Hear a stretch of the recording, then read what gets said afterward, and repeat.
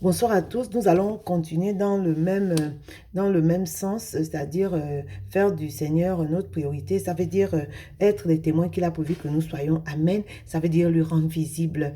J'avais prévu un message, mais bon, comme d'habitude, du moins un peu, de plus en plus, le Seigneur, au dernier moment, me donne un message à publier.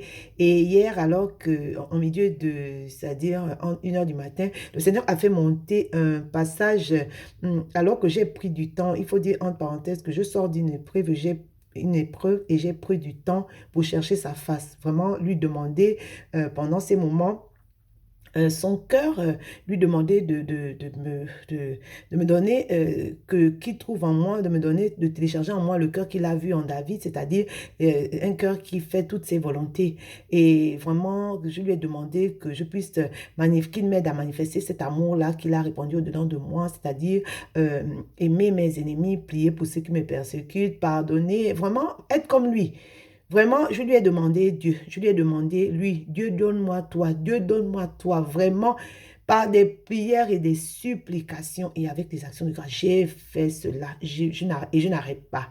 Je veux le cœur de Dieu, je veux le cœur de Dieu. J'ai réalisé que euh, vous savez, quoi que ce soit que vous voulez obtenir dans la vie, avec le Seigneur, dans la vie, c'est fonction de l'état de notre cœur. Et donc, vraiment, je suis allée pencher, j'épanche mon cœur devant le Seigneur. Seigneur, voilà, voici mon cœur, sonde, enlève, plante, fais comme tu veux, mais j'ai vraiment besoin de toi. Je te veux au point où je lui demande même que, c'est-à-dire qu'il me donne lui, sinon, voilà, il me prend, quoi. Parce que ma raison de vivre, c'est lui, c'est vraiment lui qu'il me donne lui. Et alors que je suis dans ces moments-là, j'ai commencé à réaliser que, en fait, vous savez, lorsqu'on fait les prières, il faut vraiment faire attention à ce qu'on dit parce que le Seigneur va attester.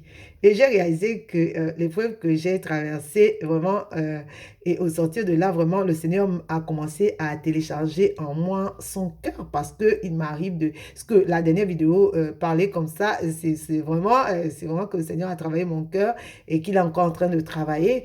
Et donc, il a fait monter en moi ce passage, sinon ce verset qui est dans c'est Romains 5, 20 qui dit que là où le péché est abondé, la grâce a surabondé. Mais nous allons lire à partir du verset 17. À partir du verset 17, voilà. La parole de Dieu dit, oui, par un seul homme, par la faute d'un seul, la mort a frappé tout le monde, mais par le seul Jésus-Christ, les êtres humains reçoivent beaucoup plus de Dieu. Il leur donne gratuitement ses bienfaits et il les rend justes. Par le Christ, ils vivront et ils seront rois avec lui. Verset 18, finalement, la faute d'un seul a eu pour résultat de condamner tous les êtres humains. De même, l'action juste d'un seul a pour résultat de rendre juste tous les êtres humains et par là, ils ont la vie. Verset 19, il dit, autrefois, un seul homme a refusé d'obéir à Dieu et un grand nombre de gens sont devenus pécheurs. De même, un seul homme a obéi et un grand nombre de gens seront rendus justes. Amen. Et le verset qui nous intéresse, c'est paroles de vie. Ça dit, la loi est arrivée et les fautes sont devenues de plus en plus nombreuses. Mais là où les péchés sont devenus de plus en plus nombreux, les bienfaits de Dieu ont été plus nombreux encore. Amen. Donc, c'est là, sa grâce a surabondé. Là où le péché a abondé, sa grâce a surabondé. Et puis, j'ai demandé, professeur, je me suis dit pourquoi j'y pense. Et le Seigneur m'a dit que, en fait, euh, m'a demandé de pardonner, même si la personne ou les personnes ne se sont pas repenties. Et oui, il me l'a dit, et puis il m'a donné, il m'a dit, il m'a rappelé ce qu'il avait fait, il m'a rappelé Luc 23, 34 alors qu'il était à la croix et puis que ses bourreaux étaient en train de le torturer. Il a dit, Jésus dit, Luc 23, 34 Jésus dit, Père, pardonne-leur, ils ne savent pas ce qu'ils font. Et les personnes ne s'étaient pas repenties. Et on va voir dans Acte 7, 60 là, il s'agit d'Étienne. Puis il tomba à genoux et de toutes ses forces, il lança un dernier cri. Il dit, Seigneur, ne leur impute pas ce péché. C'est vraiment ça, c'est après que j'ai compris, c'est vraiment, il dit, ça revient au passage qu'il m'a donné, c'est-à-dire que là où le péché a abondé, la grâce a surabondé, c'est-à-dire que la situation est là, les personnes ne se sont pas repenties, pardon, où la personne ne s'est pas repentie, la situation est là, elle demeure inchangée, mais Dieu demande pardon, Dieu demande de faire miséricorde. Amen. Amen. Vraiment, et il m'a donné un autre passage qui dit que l'amour triomphe du jugement. L'amour triomphe du jugement. Et il m'a montré que bien avant, on va lire dans Romains 5 8. Voilà, on a Romains 5 8, le Seigneur m'a dit, pour montrer comment il a fait abonder sa grâce, en fait. Il a dit dans, mais voici comment Dieu a prouvé son amour pour nous. Le Christ est mort pour nous et pourtant nous étions encore des pécheurs. Ça, c'est le verset 8 de Romains 5. Et dans le verset, il dit, oui, quand nous étions les ennemis de Dieu, il nous a réconciliés avec lui par la mort de son Fils, puisqu'il nous a réconciliés, alors c'est sûr, Dieu va aussi nous sauver par la vie de son Fils. Il n'a pas attendu la perfection, il a pardonné. Il a pardonné. Enfin, il a accepté de payer le prix. Il a accepté de payer le prix. Et un autre verset, un autre passage qu'il m'a donné, c'est Jean 3,16 où il dit que Dieu a tant aimé le monde et qu'il a donné son Fils unique afin que quiconque croit en lui ne périsse pas, point, mais ait la vie éternelle. Et le verset 17 dit que Jésus n'est pas venu pour juger le monde, mais il est venu pour que le monde soit sauvé. Vraiment, il m'a montré, il m'a dit, et j'avais déjà entamé cette démarche-là, mais lorsque j'ai réalisé qu'en fait, il est venu confirmer que vraiment, il avait téléchargé cela en moi et la capacité. Et j'avais la paix dans mon cœur. En fait, le Saint-Esprit a rendu témoignage à mon cœur. Et vraiment, j'ai réalisé que lorsqu'on fait les prières, vous savez, moi je dis, je priais et je prie comme ça, Seigneur, prends tout, fais comme tu veux. Il y a d'ailleurs un chant qui m'a inspiré qui dit, fais comme tu veux, hein, dans ma vie, fais comme tu veux. Qui peut discuter avec lui? Est-ce que l'argile va dire au potier va donner des ordres au potier? Qui peut discuter avec lui? Il fait comme il veut.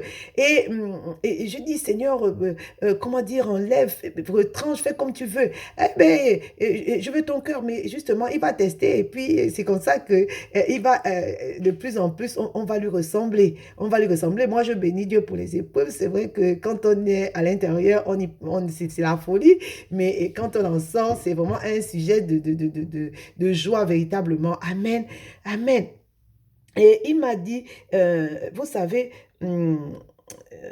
excusez-moi. Il y a quelqu'un qui a dit que, bon, entre parenthèses, hein, que le pardon est une puissance qui libère. On ne pardonne pas pour les autres, on pardonne pour nous.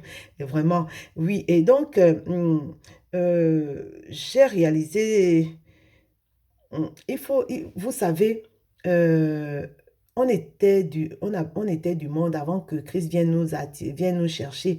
Donc, on n'avait pas, c'est-à-dire que aussi longtemps que on n'avait pas, c'est-à-dire que sans Christ, on ne pouvait pas accomplir la loi. C'est-à-dire que personne ne va être sauvé comment dire, en pratiquant la loi. Ce n'est pas possible. Donc, on ne peut pas demander aux personnes qui ne connaissent pas Christ, qui ne sont pas sauvées, de faire des choses que nous-mêmes n'avons pas été capables bien avant que le Seigneur nous attire à lui. Amen. Donc, le Seigneur vraiment me rappelait cela. Rappeler cela. Donc, vraiment, il nous demande et je veux nous encourager. Et ça, c'est juste, c'est-à-dire que Dieu dit qu'on ne reçoit pas parce qu'on ne demande pas. Il faut lui demander son cœur. Il faut lui demander, puisqu'il a téléchargé cet amour au-dedans de nous, de pouvoir le manifester, de lui demander son cœur, de lui demander lui, qui te remplisse, qui nous remplisse parce que c'est lorsqu'il nous remplit qu'on est conduit et par-dessus tout lui demander comment dire, de nous revêtir de sa puissance pour pouvoir témoigner. Amen. Amen. Donc, on ne peut pas demander, ça revient à demander à des personnes de porter un jour que nous-mêmes n'avons pas pu porter. Amen. Amen.